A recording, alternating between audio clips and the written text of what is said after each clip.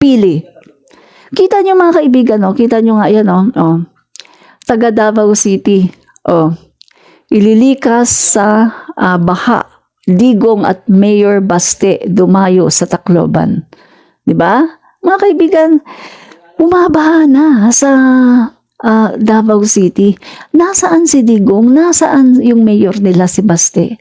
Nasa Tacloban. Dumadayo sa Tacloban. Inuna pa ang kanilang self-interest. Mga kaibigan, di ba nagsalita si Digong? Ang sabi ni Digong, wala naman daw siyang interest na patalsikin si PBBM. Di ba? Guys, huwag kayong maniniwala kay Digong. Una, di ba naalala niyo ang sinasabi ni Percy Lapid? Sa 100 na sinasabi ni Digong, walang tama. Puro kasinungalingan. Alam niyo kung bakit, guys? Paano niya sasabihin na hindi sila interesado na patalsikin ang ating Pangulo? Kabi-kabila yung kanilang mga rally. Hindi lang dito sa Pilipinas, kundi maging sa iba-ibang bansa. Ang dami nilang pera, ha? Grabe, ha? Ang dami nilang pera. Saan nila kinukuha ang budget nila? Sabi ko nga sa inyo, di ba mga guys, nag-rally kami 1 beses lang eh. Hindi na namin kinakaya eh. Mabuti na lang at very successful ang Sara Resign Rally. Dahil 1 beses lang kami nag-rally, ayun, nag-resign na kaagad, tinablan din ang makapalang muka. Kasi mga guys, nakita namin, yung organizer namin si Mami Peng, nakita namin, ganito pala. O ganito pala kapag nag-rally. Doon pa lang sa sound system, sobrang mahal na mga kaibigan. Lalo na yung sound system na ginagamit ng mga maisog. Mga kaibigan, milyones po ang halaga. Milyones ang halaga nun. Alam niyo yung sound system namin, nasa 300,000 lang yun. Ganon, dahil hindi po namin afford. At ang nagbigay lang po ng pondo na yun ay yung mga OFW na mga Marcos loyalists, Marcos supporters, at yung iba naman mga vloggers yan, nag-ambag-ambagan. Ganon po mga kaibigan.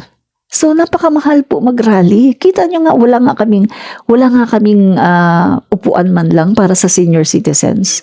'Di ba? Ang daming mga senior citizen, halos lahat ng pumunta noong May 17 nung nag-rally kami, Sara Resign. Wala silang upuan kasi hindi na namin afford. Kasi wala sa aming nagsuporta na political dahil hindi kami nanghingi ng suporta. Hindi kami humingi ng suporta kay PBBM, hindi kami humingi ng suporta sa PCO o kahit kanino man, hindi kami humingi ng suporta. Kami lang yun. Effort lang namin yun ng mga vloggers na magkaroon ng Sara Resign. Kaya walang upuan ang mga senior citizen. Nagtitiis lang doon. Kaya kita nyo nung nag-start na yung rally, parang ang kaunti namin, 'di ba? Sobrang kaunti. Kasi nga marami mga guys, mga nakaupo sa mga puno-puno. Napakalawak nung Liwasang Bonifacio. Kung meron lang kaming pera, na may budget lang kami, nag-rent kami ng upuan para lahat ng mga tao doon, lalo na mga senior nakaupo. O kitang-kita sana na at least maraming tao. Pero wala kaming budget eh. Pero itong mga mautog daw na yan, ang dami nilang pera. Guys, saan nila kinukuha ang budget nila? Ang dami nilang pera. Kung yan mga kaibigan, tingnan nyo ha, grabe sila ha, napakaaga nilang mamulitika mga kaibigan. Kung yung ginagamit nila sa budget nila sa pagrarally sa iba-ibang mga bansa at iba-ibang lupalop ng Pilipinas, kung yan sana ay tinutulong nila sa mga tao, mas maganda pa. Magkakaroon pa sila ng tinatawag na name recall. Malalaman ng mga tao na ito namimigay ito ng mga ayuda, namimigay ito ng mga tulong. Malalaman pa ng mga tao yun at matatandaan ng mga tao yun. Mas effective pa yun. Kaso kita nyo ginagawa nila, rally sa dumayo pa ng Tacloban, dinayo pa ang lugar ng Romualdez, mga kaibigan. Wala talagang respeto.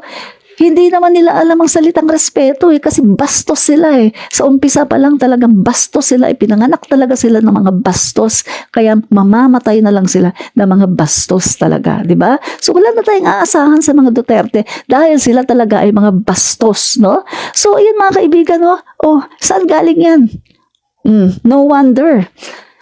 Pulong Duterte may 51 billion. Sara, 125 million ginastos in 11 days. Nung mayor sila, magkano ang mga budget nila sa confidential funds. Confidential funds, mga kaibigan, hindi po yan ino-audit. Saan mapupunta yan? Huwag na tayo magplastikan dito. Confidential funds, mas marami po yung pinunta sa kanilang mga bulsa. Huwag na tayong magplastikan. 'Di ba? So mga guys, dyan mo makikita Dyan mo talaga makikita ang dami nilang pera. Kaya marirealize natin, siguro talaga tama yung sinasabi ni Digong na yung sinasabi niyang marami din akong nanakaw. Kaso lang ubos na. Hindi kami naniniwala na ubos na. Dahil ayan kabi-kabila ang rally nyo. Diba? Nakakapag-rally pa kayo sa iba-ibang mga bansa. So, kung yan ginagawa nila na nagrarally sila at gumagastos sila ng milyon-milyon, kung yan sana ibinili nila ng mga pang-ayuda, matutuwa pa ang gobyerno sa kanila at matutuwa pa ang mamamayang Filipino dahil nakakatulong sila. Pero ang ginagawa nila, self-interest para sa kanilang sarili, para makasurvive ang kanilang pamilya at ang kanilang partido. Pero nakakasurvive ba ang partido nila? Hindi. Iniwan na nga sila Ang dami, lalo na lately mga kaibigan, di ba? Ang Pangulo natin ay talaga namang naghayag na kung sino yung makikipag-unite, no? Nanawagan ng unity. Ayun, mga kaibigan, mismo yung partido ni Pulong, iniwan siya nung mga iba niyang miyembro. Di ba? Ito mga kaibigan. So, eto mga kaibigan eto na talaga, tinatarget po nila ngayon ang Armed Forces of the Philippines at ang ating gobyerno sa pag-destabilize po. Dahil ito po talaga ang aim nila na i-destabilize ang gobyerno. Mga kaibigan, bakit gustong-gusto nilang mangyari ito? At may backup po ito ng China. Alam niyo naman mga kaibigan, di ba? West Philippine Sea. Ayaw ibigay ng Pangulo natin. Hindi kayang hawakan ni Xi Jinping sa leeg ang ating Pangulo. At ang Pilipino natin ay makabayan at ayaw niyang ipamigay kahit kaunti man lang. Even an inch of our territory, ayaw niyang ipamigay. Ganyan po ang Pangulo natin. So ano ginagawa ngayon ng China? Sinusuportahan ng China ang mga makapili na mga Pilipino. At alam naman natin kung sino ang mga pro-China dito 'Di ba? Hindi na kailangan i-memorize Dutertes. Pro-China 'yan. Sabi ko nga sa inyo, 'di ba? Sara Duterte. Di-laser na tayo, winouter cannon tayo, may naputulan na ng daliri. No comment. Di ba sabi ko sa inyo sa mga vlog ko, kahit may mamatay tayo, kahit mamatay pa lahat ng mga Navy natin sa enkwentro, no, sa pambubuli ng China, kahit mamatay pa lahat yan, yung mga papuntahin dyan, hindi po magsasalita si Sara Duterte. Dahil siya po ay loyal sa China. Ganon po siya ka-loyal. Kaya nga, etong mga DD sheets na loyal pa rin sa mga Duterte, wala na po tayo magagawa dyan. Kasi kaya nga sila tinawag na DD sheets. Kasi sila lang po ay mga sheets ng mga Duterte. Kung ano lang yung sabihin ng mga Duterte, himod lang sila ng puwet. At kung ano lang ang sabihin ng mga Duterte, doon lang sila, baw lang sila ng baw. Diba? Ganyan po yan, no? So, maging aware po tayo mga kaibigan dahil eto po, no? Maging aware tayo dahil eto na yung kanilang destabilization, mga kaibigan, ay naaamoy na natin, nangangamoy na ang destabilization na gagawin at ginagawa ngayon ng mga DD sheets.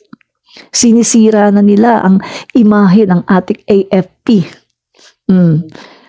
Nagkakalat na sila ngayon ng takot sa puso ng mga Pilipino. At sabi ko nga sa inyo, mga kaibigan, yung isang fresh graduate, tinanong ng nanay niya, ba't hindi ka nagtatrabaho? Bakit ayaw mo mag-apply? Ang sagot, Inay, bakit pa ako magtatrabaho? Magkakagira na. Diba? Ang laki ng may epekto din. So mga kaibigan yan tandaan natin mga kaibigan, huwag tayong magpapabudol sa mga Duterte na to.